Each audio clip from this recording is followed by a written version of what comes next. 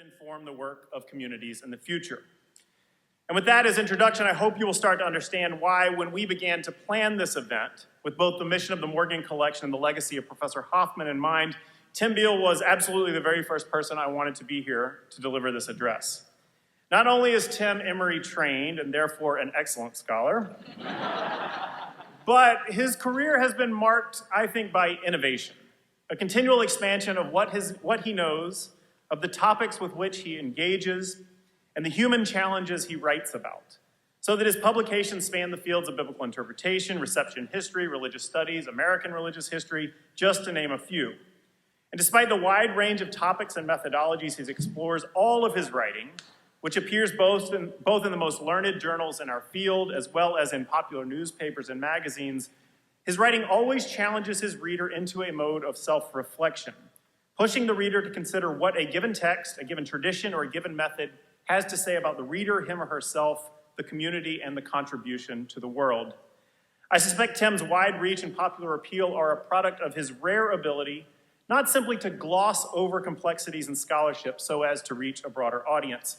Rather, his is the much rarer gift of translating the complexities of scholarly discourse and historical analysis, not only so that the non-specialist can understand what he or she is reading, but so that the non-specialist can understand why he or she needs to read what Dr. Beal is writing. Walter Brueggemann, a towering figure in our field and certainly a mentor of Tim's, recently wrote, quote, "Tim Beal is unmistakably among our most discerning public intellectuals." You have a more detailed bio of Dr. Beal in the program that I encourage you to read, but I want to highlight just two things from that.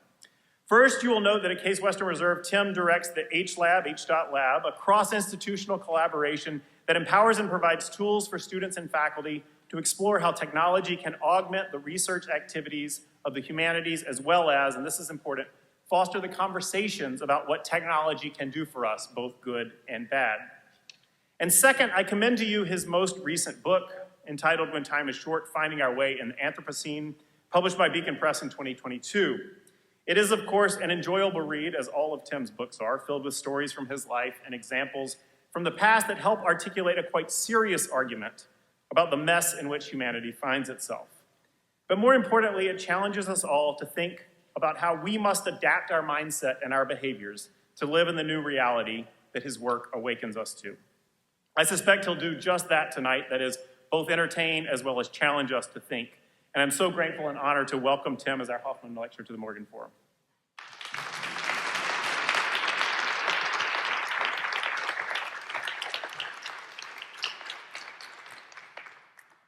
Thank you so much, Steve. Can you hear me okay? Great. I hope you picked up your binoculars on your way in for the the display over here. You three are going to really enjoy it. Hopefully the rest of you can see it. And I'll try to read things as I go along so that you know what you're looking at from a distance. Thank you so much, Bo, and thanks for all of your work putting together this incredible day. It's just really been wonderful. It's really an honor to be the inaugural Hoffmann Lecturer. Thanks to Betsy Luntz for making this possible. Fellow Presbyterian, by the way.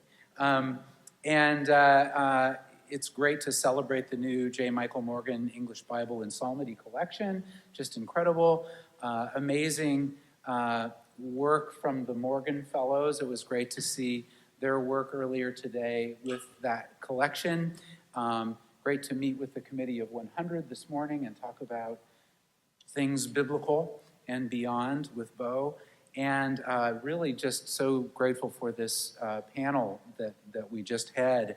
I feel so many resonances with what was being said, and I hope that this will be a continuation of that conversation. And forgive me if I'm a little skittish that the aliens are going to attack again. Those of you who were here, there was like this screaming sonic boom that suddenly came out of the microphone, or I mean the speaker at a certain point. But it's also just great to be back here on campus, my alma mater for my doctoral program, spending time between the seminar table that used to be on the corner where that other area is now, and being over here for the 50-cent make-your-own peanut butter and jelly sandwiches that we had out in that court every day. Great memories of that. It's wonderful to see Justo and Catherine Gonzalez. Catherine was my History of Christian Thought professor in my first year of MDiv, of the MDiv program at Columbia Theological Seminary. I still have my notes, and whenever, if ever, I have to talk about some of those great early Christian thinkers, I pull them out. They're very reliable. I'm grateful. And I think Carol Newsom might be here somewhere. There you are. Hey, Carol. So great to see you.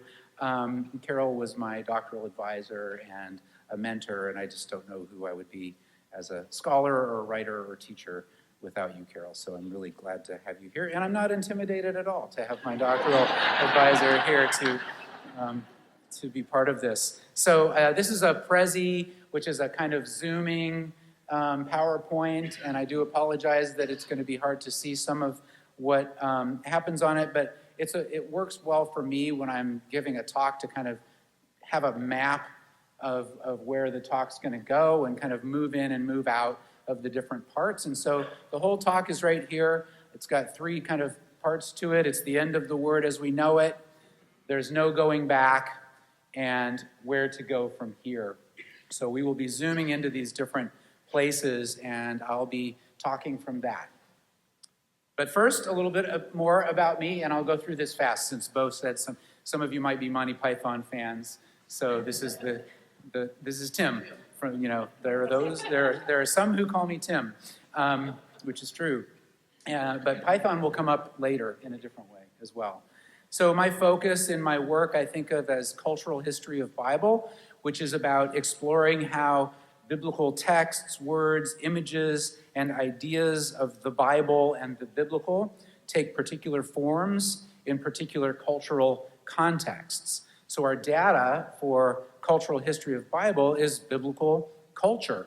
That is to say, images, words, things, practices, which we analyze as symptoms, as signs that we can use to diagnose what Bible means and how it circulates and operates in particular cultural contexts. So this afternoon, it's really evening now, but now, for example, the subtitle of this talk is The Story of the Bible from the Print Revolution to the Digital Revolution and Beyond. What that story makes clear is that we're not talking about, and this has already kind of started to come up in the panels and in Bo's remarks earlier, it's not about the Bible in media, in different media, getting put in different media. It's about the Bible as media. What the Bible is, that is what it means, how it functions, how we interact with it, is inseparable from the media technology in which we know it. There is no word, and I have lowercase w so I don't get in any theological arguments with anybody. There is no word that transcends its medium. Further reading on this, a couple books that I'm sort of drawing on that I've written related to this. One is The Rise and Fall of the Bible, the unexpected history of an accidental book. I often mix that up and think it's the accidental history of an unexpected book, but that's kind of true too in some ways. And then the Book of Revelation, a biography, which is a kind of cultural history of Revelation. And I did some research here at Pitts. Thank you, Pat Graham, for being here. Back in 2016 probably was when I did that, and I'll come back and mention that as well. So that's for further reading if you're interested. Okay, the end of the word as we know it, there's no going back. Where to go from here? It's the end of the word as we know it. We are witnessing a revolution in the history of the Bible that will be as big as the Gutenberg Revolution, the print revolution, was. It is being brought about by two related forces. On the one hand, evangelical capitalism, and on the other hand, the new media revolution, the digital revolution. But before we talk about those two forces that are bringing about this revolution, I want to talk a little bit about as we know it. What do we mean the word as we know it, right? I just said from a cultural historical perspective, that's always changing in different cultural contexts. So the Bible, I want to argue, is not a thing. and we've already heard this from others, the Bible is not a thing so much as a popular idea. And in our cultural context, a cultural icon. So one way of exploring what this cultural iconicity of the Bible is to look at things that are called Bibles. The shooter's Bible, for example, the bartender's Bible, the hot rodder's Bible. Those are the pictures here, but there are thousands of other Bibles, right? The curtain sewer's Bible, the barbecuer's Bible, the runner's Bible, all kinds of Bibles, right? So what does it mean to call a book the whatever's Bible? And what can that tell us about what Bible means in our culture? I think it means authoritative. A book called the Bible is the ultimate authority. It is the Alpha and Omega, first and last word on the subject. It means practical. A book called the Bible promises to serve as a reference manual and a dependent guide for how to proceed along the path its reader has chosen. It means accessible. A book called the Bible promises to speak to anyone and everyone clearly and simply, without ambiguity, in terms, and this is often on the back cover, that even I can understand. It means comprehensive. A book called the Bible claims to cover everything human beings may ever possibly need to know about its subject, past, present, and future. And finally, it means univocal, one-voiced, right? A book called the Bible speaks for itself in one unified voice without contradiction. So that's the kind of cultural iconicity of the Bible. That's what we get when we just look at the shooter's Bible, bartender's Bible, hot rodder's Bible, and so on. That's why they're calling it a Bible, because they want to claim that kind of iconicity for their project. Nearly all Americans are, and I know you're going to have to listen to me read this, it's going to be way too small, except for you three. Nearly all Americans are familiar with this iconic idea of the Bible, and most embrace it as such. 78% of all Americans believe the Bible is the, quote, Word of God, unquote, and about half of those say it is, quote, to be taken literally word for word, authoritative, univocal, comprehensive. Nearly half of all Americans agree with the statement, the Bible is totally accurate in all of its teachings, authoritative, comprehensive, univocal. 65% of all Americans believe that the Bible, quote, answers all or most of the basic questions of life, practical, accessible, comprehensive, authoritative. Now, parenthetically, are many of these Americans actually reading their Bibles? And this came up in the panel as well. Probably not so much. There's good evidence of pervasive biblical literacy. In fact, there's a correlation between a very high view of this kind of iconic idea of the Bible and low biblical literacy, which is interesting, right? Maybe, though, they're not reading it that much because the iconic idea of it isn't matching their experience when they actually try to read it. So that's the as we know it part. Back to the revolution. Back to the revolution in the history of the Bible, the end of the word as we know it, and in some ways it's always the end of the word as we know it, is being brought about by two related forces. First, the twilight of the print book, that is to say bibliographic culture, print book culture, and the dawn of what we might call digital network culture, or sometimes these days we just call it the digital revolution. A few examples, just quickly, zooming through these. Something I didn't have when I was in Carol Newsom's and John Hayes and Gene Tucker's classes, accordance, these tools, these tools for translating and reading and working with Hebrew and Greek biblical texts, very handy. This is, Will, you mentioned YouVersion, which is a project of the Green family of Hobby Lobby fame and Bible Museum fame. This is an app, a Bible app. Start your day with God's Word.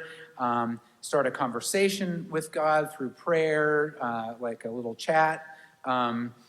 Discover what you're looking for, ask questions. There's lots of product tie-ins, right, and so forth.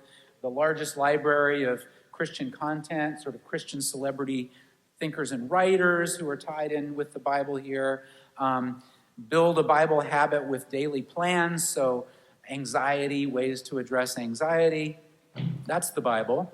Sepharia, which some of you may know about. It's an amazing, really, I want to include some really positive examples here too. Sepharia is an online interface, an internet interface of Jewish scriptures, including the Tanakh, the Hebrew Bible, and lots of other Jewish scriptural texts. This is just the main page for Genesis 1 that you're seeing there that has both Hebrew and English and an English translation, but it has some really amazing tools for going deeper and sort of following rabbit trails. This is one that visualizes connections between Midrash Rabbah and the Tanakh, the Hebrew Bible, Torah, Nevi'im, Ketuvim, and you can see where I clicked on the far left there of Genesis 1:3, and it goes to 2,349 connections in Bereshit Rabbah, and you can go to that, and then you can follow those connections out, and those are all lines between the two texts visualized here. You can then go and look at the text. Really fascinating, interactive, digital Bible. This is Bad Girl Riri on Instagram. I'm sure all of you follow Rihanna on Instagram, the pop musician, pop cultural icon. And this is the Bible too. This is her Instagram page where for a long time she would go and she had this digital devotional, I'm forgetting the name of the author of it, that would start with a biblical passage and then include this person's comments and reflections, kind of like that old my utmost for his highest, I think was what it was, Oswald Chambers. And then, but Rihanna then will highlight these, and then on the other side, you've got, of course, all the comments, the Instagram comments and so forth. This is the Bible, in some sense, in our socially networked digital age. Another example. And then, of course, what's happening now, and I want to talk more about this later, with natural language processing and machine learning and new and emerging computational tools and methods. So we'll talk about that coming up, but that's a piece of this digital revolution as well. So that's that force and the revolution. The other, to just move through fairly quickly, and Will, you were already kind of getting at some of this when talking about how market language is finding its way into thinking about Bibles and translations and so forth. The rise of what I would call evangelical capitalism, this movement that really weds evangelicalism with capitalism, in which spreading the word and moving product go hand in hand. A happy marriage in that way. That down the tree it says evangelicalism and capitalism equals love. So some examples. Well, first, just to mention the kind of dilemma that's at the heart of this, I think of as the dilemma, the two horns of the dilemma between popularization on the one hand and preservation on the other hand. And within the history of Bible and Christianity more generally, you see this tension all the time between, on the one hand, wanting to preserve and protect, let's say, the sacred capital that you have in your religious tradition, rituals, scripture, and so forth. And then on the other hand, popularization, the desire to make it popular, to get it out there however we can, right? What did Paul say? To be all things to all people so that some might be saved, right? And evangelicalism has definitely leaned hard in the direction of popularization, right? And that's definitely been true with the Bible business. And so some of you may recognize this from a long, long time ago in the 70s, the way it was a visually rich version of the Living Bible that was the product of some Christian magazine editors and publishers working together.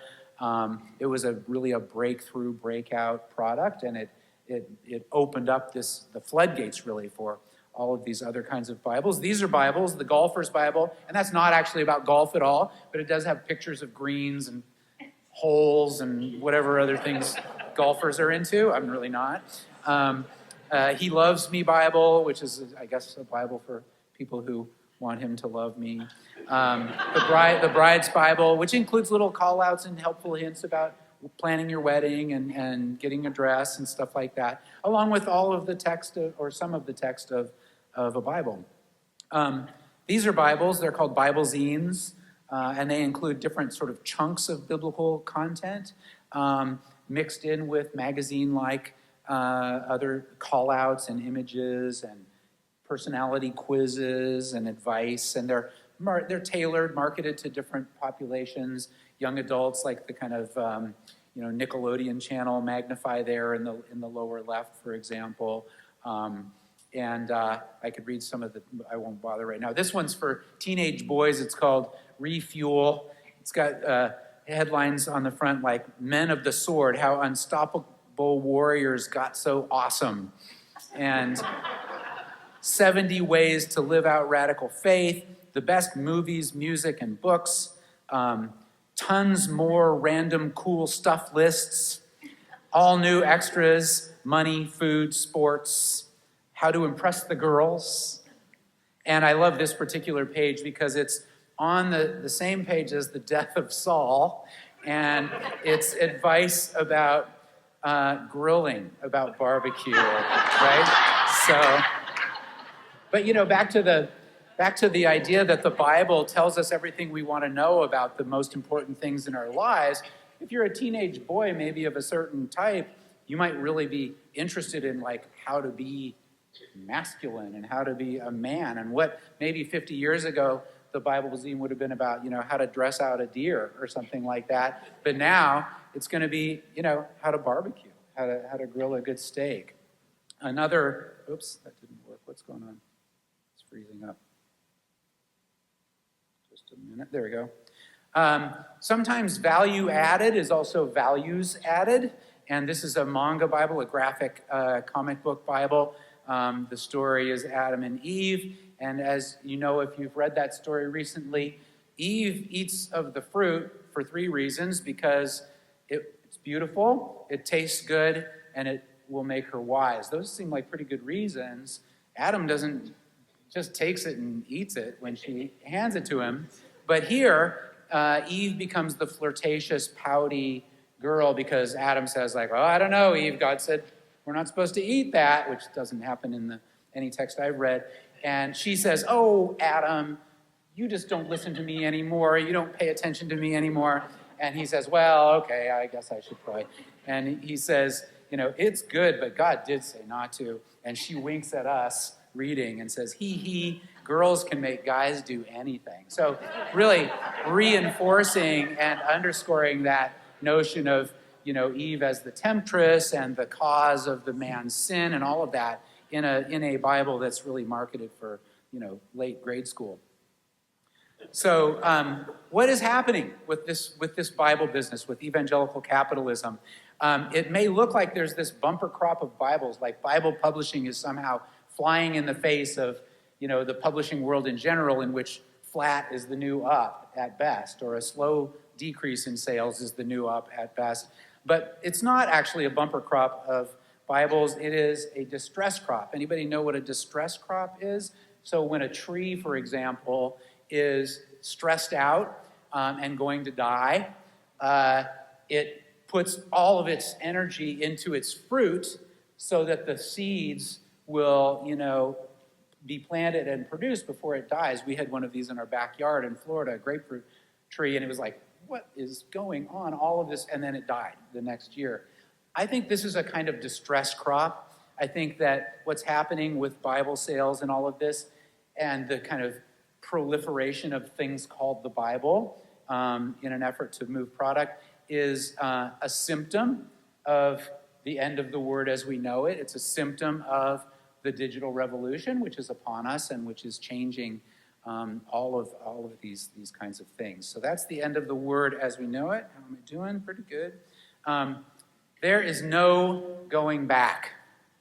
We're not going to save that Bible, that iconic idea of the Bible. Many would agree with me. A lot of fundamentalist Christians will agree that this is crazy. They're much more on the preservation side than the evangelicals are. And we need to distinguish between fundamentalists and evangelicals when it comes to Bible culture. Many would agree and say, we've got to save the Bible. We've got to get back to that original Adam and Eve of Bibles, right, before it became this crazy mess of things.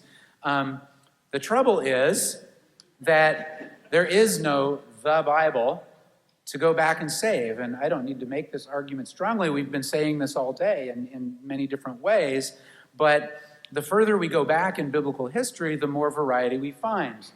No single original, no closed canon, never really fixed and stabilized as a particular text. The only constant in the history of Bible really is change.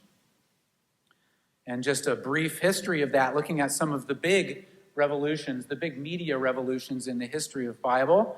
WWJR, What Would Jesus Read? The Jesus movement and earlier Christianity, we're talking about a culture, a literary, scriptural culture before books, right? So scrolls. There was no Bible, that is, there was no canon, for one thing, nor was there the media technology of the book for more than 300 years. There was no centralized or orthodox form of Christianity. There was no Roman church that sort of created that. What we had were loose networks of communities copying and sharing different scriptures. They had different kinds of collections with different things in them, some of those things being things that are now in our Bibles and some not. Whole texts and excerpts, for example, Testimonia, these little collections, there's an example on the right there, just a single page with quotations from several different scriptures that were seen as related to one another. Scroll culture, of course, in that context.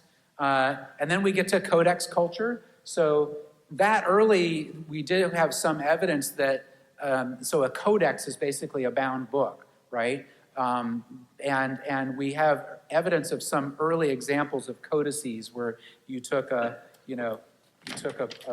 something like this and you might have 4 pages or something, or you might have 8 or 16 or whatever. But the codex really didn't advance as a media technology to the point where it could hold a whole Bible in it, a whole canon in it, until the 4th century. You have earlier codices that include like Paul's letters or the book of Isaiah or something like that. But that media technology needed to advance quite a ways before you could get the whole canon of scriptures in it. That coincides, so the picture here is Codex Sinaiticus, a Greek Bible that includes the Old and New Testaments from the late 4th century. And this is when we start to see these big Bible books that can hold a whole canon in them. They didn't include the same canon necessarily as what we have today, but you had that media technology available and able to even think of something like a canon of scripture all in one place, right? And at the same time, of course, you had the establishment of Christianity in the Roman Empire. So you had the imperial Roman Church to be able to also work on establishing an Orthodox canon and those kinds of things, as well as theology. All of that's coinciding in the 4th century, major revolution in the history of Bible. And then, of course, we get to the Gutenberg age, which has been most of our focus today. That is print book culture. And you might have thought that once we had like the ability to print the same thing potentially an infinite number of times, you just typeset it once and you keep inking and running and inking and printing, and that would create a kind of uniformity of scripture. But it didn't. It had really the opposite effect, so that by 1800, there were over 2,000 different Bibles in English that had been published, representing a wide array of translations, of contents, of forms, and of formats. And these are just a few examples across the page, across the top. Happy to talk more about that. And now we're in another major revolution, the digital revolution. We're in the digital age, and we're seeing, again, sort of radical transformation of what Bible means, how Bible functions, how scriptural culture is going to operate. That's the end of the word. There's no going back. And you might have wondered if I knew the REM song when I had it's the end of the word as we know it, which sounds like their song, The End of the World as We Know It. And if you remember that song, if you're old enough to remember that song or heard it somewhere, what do they say about that? It's the end of the world as we know it, and I feel fine. That's how I feel about the end of the word as we know it. I think this could be an opportunity to engage the biblical, to get out from under that iconic idea of the Bible, and to engage the biblical not as a rock, but as a river, not as the book of answers, but as a library of questions, as a place to explore and connect with one another and explore the most important questions rather than finding answers to them necessarily. So that's where I want to go next. Where to go from here? How am I on time? Pretty good. Good. Okay. Where to go from here? So there are lots of ways to talk about this. And in the panel earlier, John, I think, was talking about, almost like a kind of crowdsourcing process where there could be a way for different communities and different individuals to engage and interpret and translate these texts differently and even recognize the diversity of interpretations and translations in a way that could open up, maybe some argument, but also some appreciation of that diversity. Here I want to talk about technology in particular as a way to do that, as a way to sort of disrupt, was it subvert that Steve said earlier? Yeah, to interrupt and subvert that kind of iconic idea, which I do think is related to Christian language, as Steve was talking about it, and to rediscover it in different ways. That's the question then, how might we use new technologies to host encounters with the biblical that disrupt, subvert its cultural iconicity, highlighting its rich polyvocality as a library of questions? I'm getting a little testimonial here. This, I believe, new and emerging technologies are radically transforming education and scholarship in biblical studies, and not just in biblical studies, but in the humanities more generally. And I think we all know it thanks to ChatGPT. We're talking about it in a different way already. If we, as students, educators, and community members, want to participate meaningfully in these changes, then we must learn to embrace new forms of scholarship and teaching focused on technological experimentation and creative design. We've got to get our hands dirty with these new tools and play with them and experiment with them to see how we might participate in these changes and not just let them be done by others, by the ones who we think know about how to do it. So in biblical studies, I would say that we can find inspiration in the early decades of print Bibles. So today has just kept reminding me of this point. And so y'all need to go to Pitts regularly and explore these early Bibles, because if you think about it, this was the last media revolution. And when you look at these biblical scholars who were also thinking about page layout and type design and all of these things, that was technological work, and it was collaborative work, and it was experimental work. So the challenge was not simply for them to put biblical content into an established medium, but rather to invent biblical media as both medium and message. Such work was experimental and collaborative, exploring new potentials introduced by the hand press and movable type, among other things. Just a few quick examples. Bo mentioned Erasmus's Novum Instrumentum from 1516. This was a book that had on one column the Greek, on another column his Latin translation, which was, if you think about it, implicitly a critique of the Latin Vulgate, because it was a different Latin translation of the Greek. And then, as Bo was pointing out, annotations explaining those later. This was a project that involved type design, layout design, was a collaboration with a printer, and no doubt many other people in that print house. Along with that, all of those things had to be thought about in that context. Some of you might know about these polyglot Bibles from the early 1500s, where teams, large teams of scholars and printers and type designers were working together to try to put every language, every ancient language of a biblical text all across 2 pages, right? So that you could open it out and see verso recto, the whole, all of them at once. You can imagine the design challenge of this, all of the different types that had to be designed in order to signify and indicate the different different languages that were operating there. And I'm thinking too of some early print era Talmuds that also had, the Mishnah and the Gemara, and then had the commentary here, and then Rashi's commentary, and then Rashi's students' commentary, all on the same page in different type, a kind of polyvocal, synchronic image of Scripture that's very different. But this was another, I think, another media technology project. And this is the one that Pat helped me with, and that I'm eternally grateful for, Luther's September Testament from 1522.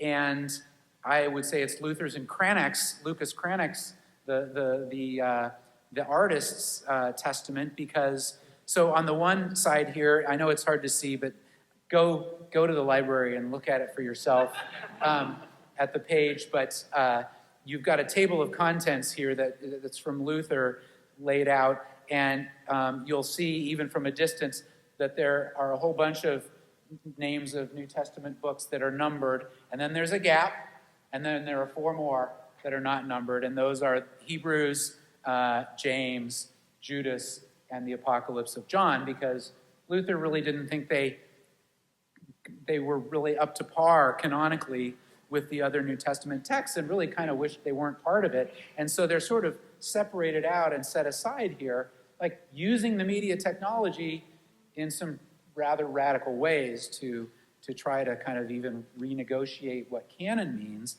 But then Lucas Cranach, the artist who worked with him on this, on the illustrations, how many are there in 24, maybe? 24 illustrations, all in the book of Revelation, which Luther famously thought was discombobulated and impossible to understand, and said, there are plenty of other books to read, just don't. And so he literally said that in his prologue to Revelation. But Cranach included these very bizarre illustrations of these impossible to imagine scenes described. He depicted these descriptions into visual forms that were very bizarre and really made Revelation more popular against Luther's best intentions. And I really discovered this when I was in your collections and was looking at at a Luther's Bible and from the side. So this is where material culture and going in and looking at these things as material, physical things can be valuable. When you know how like a book where somebody's like read one section a lot more, it's going to be dark from all the finger oil. The bottom of Luther's Bible is just way more worn out, indicating that people were spending more time looking at those pictures than anything else. So contrary to Luther's best intentions, Cranach's artwork really made it more popular in many ways. So those are some examples of early biblical scholarship that I think we can take as inspiration for getting our hands dirty now and playing with these technologies in new ways. Just want to share a little of my own testimonial, and you should all be aware of adult converts because they become zealots and they try to get everybody else to convert too, and that's definitely how I am with coding and computational tools and methods. About 6 years ago now, I started hanging out with a group of PhD students and recent PhDs in the humanities who had programming and coding and data science background. And we all decided to learn the programming language of Python together. That's Python coming back. And it's actually named after Monty Python. The person who created that coding language was a huge Monty Python fan. And so I've created a little program here. The thing that's cool about Python is that if you don't know any coding at all, if it's written well, you can read it and know what the program's going to do. And so this is one where there are several different scenes, potential scenes that it randomly chooses one from. Flying cow, killer rabbit, centurions, crucifixion, knights who say knee. These are scenes from Monty Python in Search of the Holy Grail. And then it chooses randomly one of those scenes, and it has a conditional. If the scene is crucifixion, then print always look on the bright side of life. That's how Life of Brian ends, with them singing that from the cross. And then if it's any of those others, print run away. So you don't have to know how to code to know that that's what this program is doing. Anyway, it has been life-changing for me. It's awakened a whole sort of new stage in my career, new life for my academic work around programming and computational methods. It's led to some exciting projects, just briefly to name a couple, and then I want to talk about one for like 5 minutes. But a project around responsible AI and data citizenship. This is a curriculum design grant that we got from the National Humanities Center and Google to develop a new course that's trying to sort of build a model for engaged citizenship. We're calling it data citizenship, like empowering people to know enough about what it means to say they're taking our data to actually be able to ask better questions than the Senate was recently able to ask of OpenAI's director and so forth. A project on artificial creativity that is thinking about something other than artificial intelligence. Artificial creativity is about a kind of tension maybe between something too predictable and something too unpredictable in some ways. And so playing with that, happy to talk more about that. Bo mentioned HLab, which is all about kind of giving low hurdle access to humanities students and professors to play with these tools, to learn a little coding, to just play around and experiment with no particular project in mind. That's led to a new program we're starting at Case Western Reserve in the experimental humanities, which will be about integrating arts and humanities work by students with STEM, science, technology, engineering, mathematics work with students through experimenting with different technologies.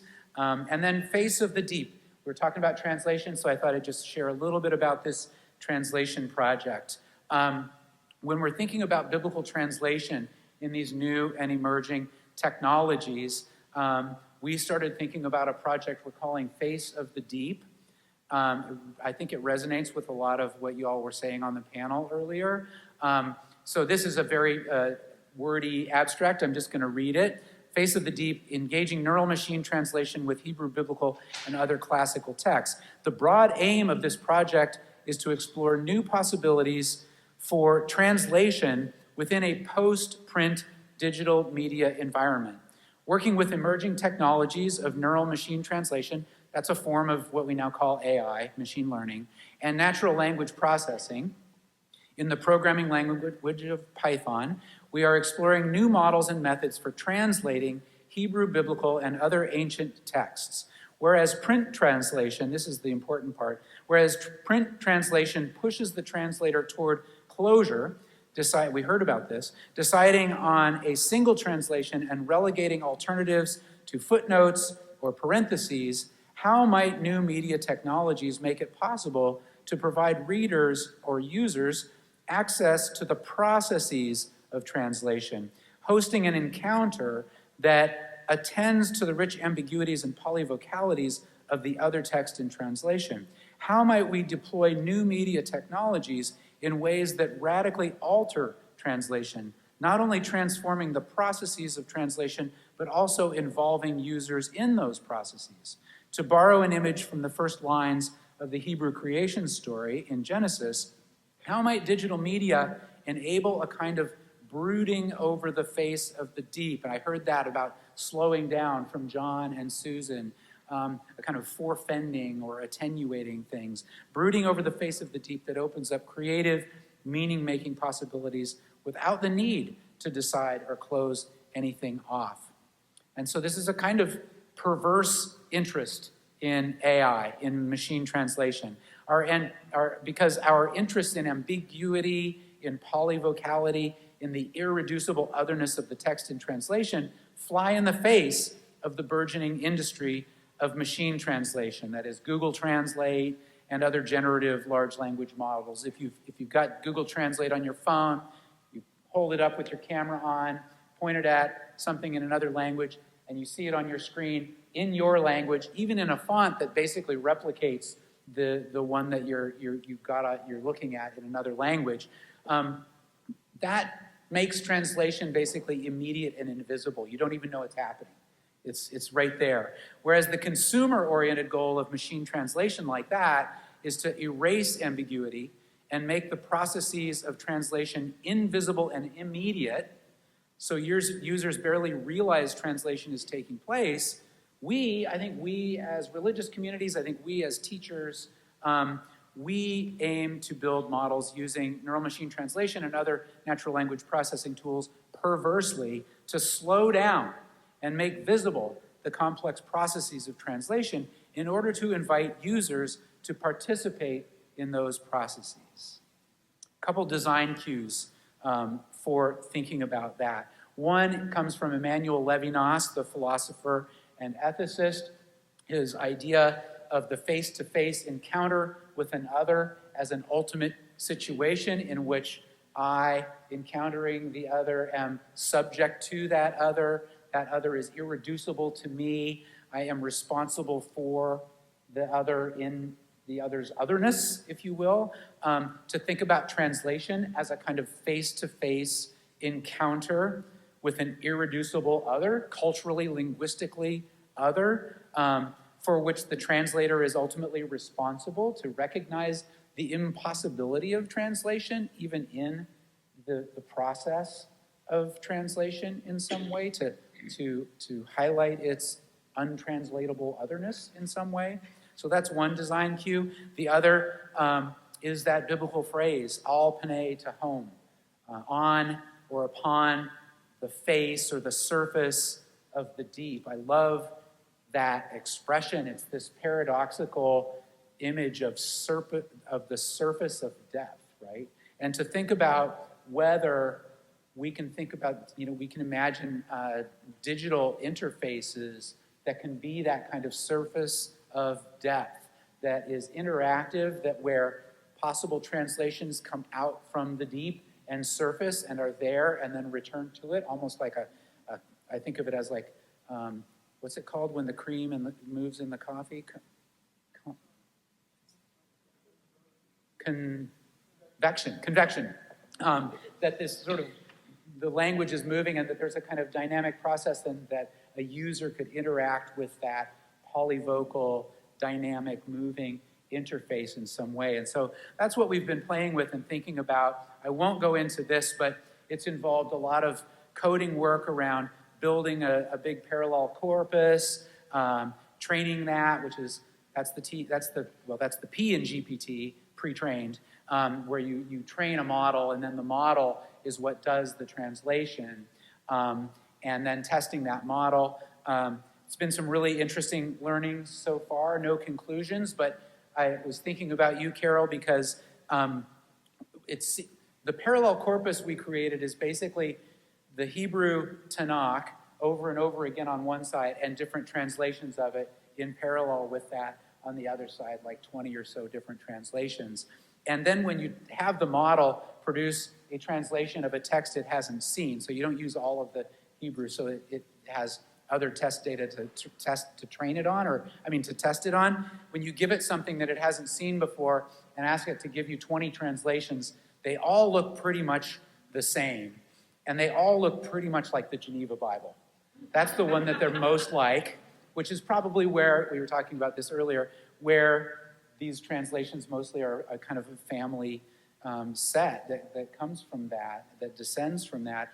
And I was thinking, I won't name any names, Carol, but I was thinking about a story where you talked about translating a text that had not been translated into English before, and very kind of anxiety-producing process in lots of ways, and then heard that a famous person was going to be also translating this text, and you were wondering, is mine going to look, like it's being correct or whatever? And when it finally came out, it really looked a lot like Carol's, probably because it was using carols as a prototype for the translation. And, so are these translations is an interesting question that this sort of little experiment has started to open up. But, new questions, new ideas, lots of fun. This is just some friends, and we had crayons and, crepe paper on the table, and we were working on programs at the same time and trying to kind of think in two different ways about that.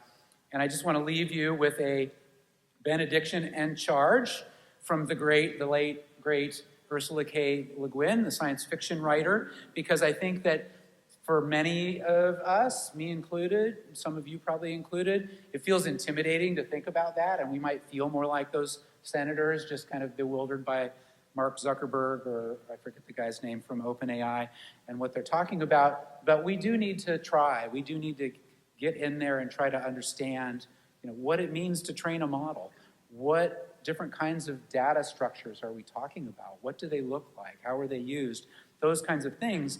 And I think all of us need to try to do that. That's part of being citizens in this new data ecosystem that we are all part of. And I find Ursula Le Guin's comments on technology to be inspiring for that. So Ursula Le Guin said, "Technology is the active human interface with the material world." I think that is an amazing way to think about technology. It opens up thinking about almost everything that our bodies, pretty much everything that our bodies are using to interface, to interact with the more than human world around us as technology. So it broadens the definition of technology.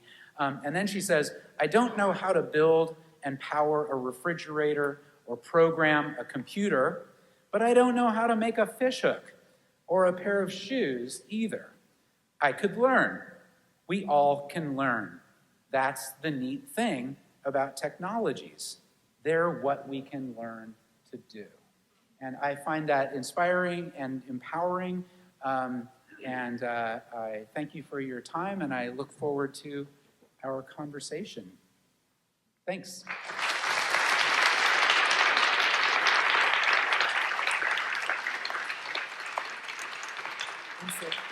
For 5 minutes.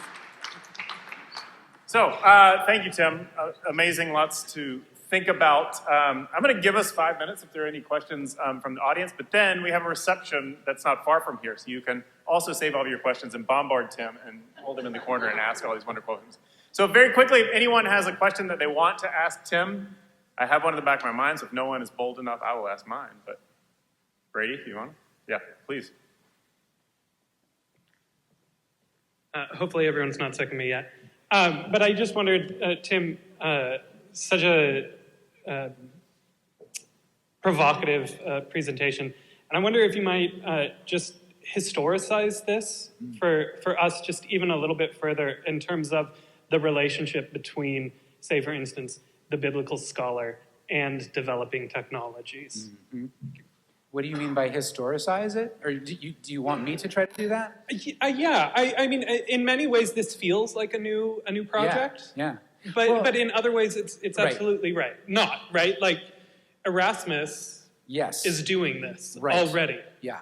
Exactly. Well, I think we maybe sometimes take for granted the technologies we're using, and this is a moment that really has the potential to interrupt that, and it's a moment for a little bit of courage to try things. I think it's also probably challenging in scholarly contexts, because it sounds like, well, how am I going to do that and also become a great textual critic and linguist and all of the other things I need to do for my discipline? And so I think it can be a challenge to disciplinarity in some ways. It's also a challenge to what has become really normative in the humanities, which is very individual scholarship, right? You look at all the tenure and promotion guidelines at most every college and university around the country, and there's not a lot of help for thinking about how to reward and value collaborative work and experimental work. And so I think we all need to, those of us who are academics, we all need to be working on our tenure and promotion guidelines and appointment guidelines to be able to make space for these things. Because I think the younger generation of scholars is coming up, and they're going to be looking at those things because they want to figure out, like, am I going to get tenure here if I'm doing something that's not a 5,000 word article or a 100,000 word book? So, yeah. You had a question too, right behind.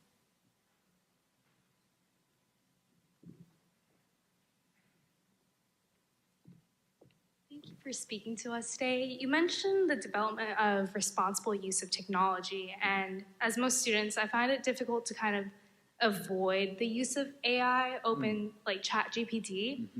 And I use it to like guide my questions for philosophy class, and I was wondering how you imagine the future of incorporating AI as a method of interacting with the Bible and the religion itself.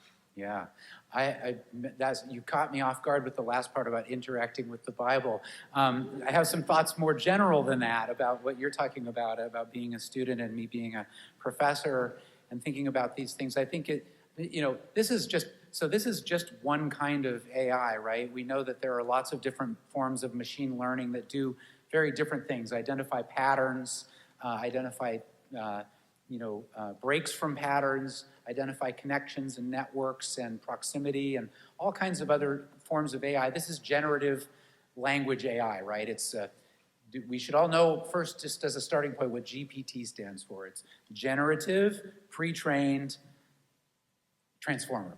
And so it's a model that generates language. It's pre-trained to do so, and the kind of model it is a transformer, which means it encodes, and then it decodes and sends it out. And what it gives is the most predictable response. So you might not find that it's helping you come to a surprising question about whatever philosophical text that you're wanting to get into, because it's really not trained to do that. It's trained to give, just like the invisible and immediate, it's trained to give you what you expect.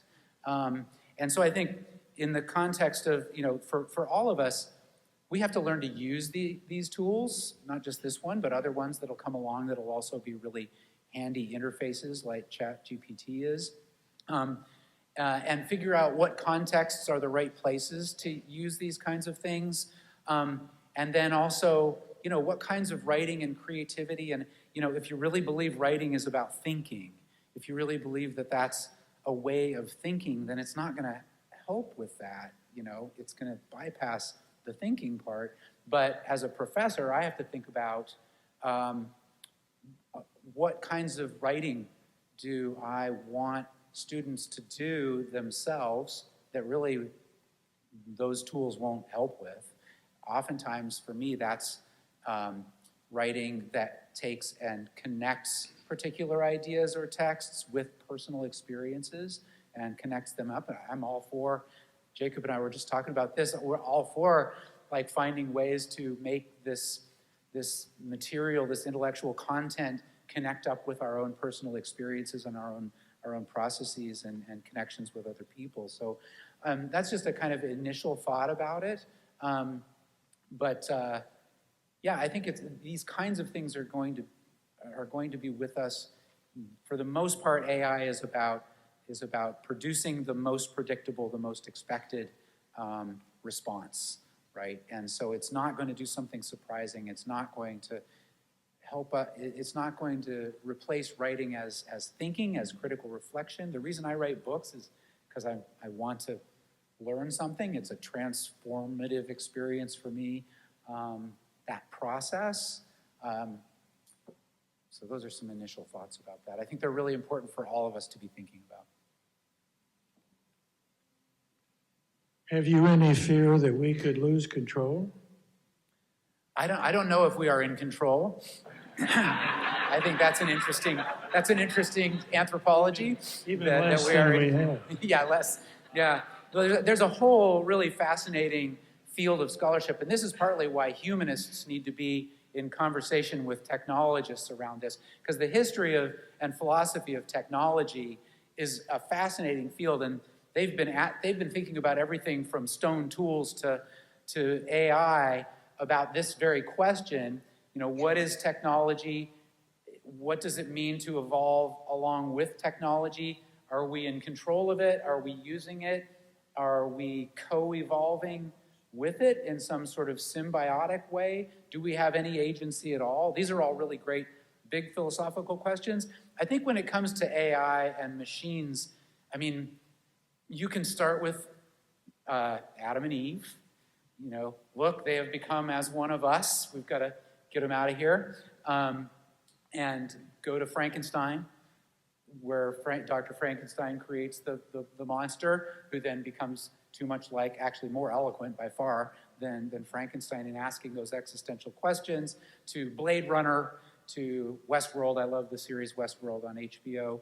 And it's always it's that line where they have become as one of us, where there's not enough self versus other distinction between the creator and the creature, where those sorts of horror stories start to emerge, where the creature becomes the monster, is when the self and other get blurred in some ways. And I think that's part of what's going on with our anxieties about AI. It feels like some kind of animism is going to happen. It's going to come to life in this sort of spontaneous way. Whereas the things we probably would spend more time having nightmares about are the technologies of extraction that are necessary for what some call planetary computation or planetary AI.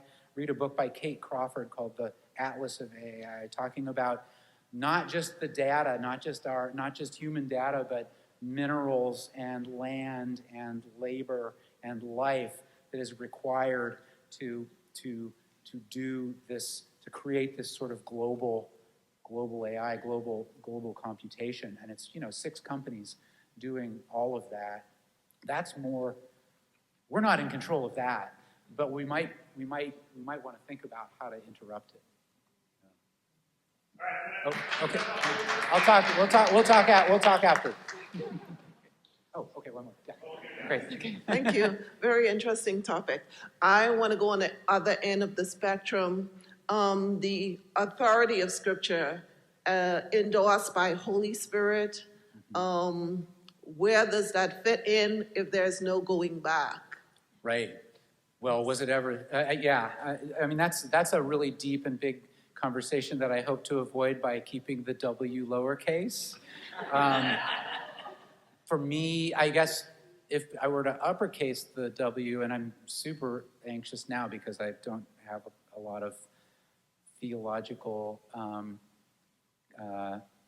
competency, but the notion of the Word and capital W and revelation and so forth, for me is, didn't Karl Barth say something about in the hearing? But in the dynamic, interactive connections between scriptural media and humans and other humans in a more than human world, that to me is where that happens, and that it's not controllable, that it's dynamic and not reducible to a kind of literal notion of the capital W word.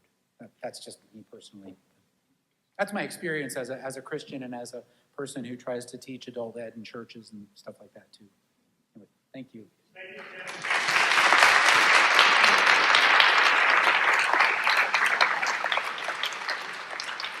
So I want to invite you, there is a reception which is in Convocation Hall, and the easiest way to get there is through those doors. You'll go down a ramp and you'll go around that way. And Convocation Hall is what used to be known before 2014 as Pitt's Theology Library. So many of you may have been in that building before. It looks very different. It's much more beautiful now. But we hope you will join us and engage in conversation, and we will see you there. Thank you.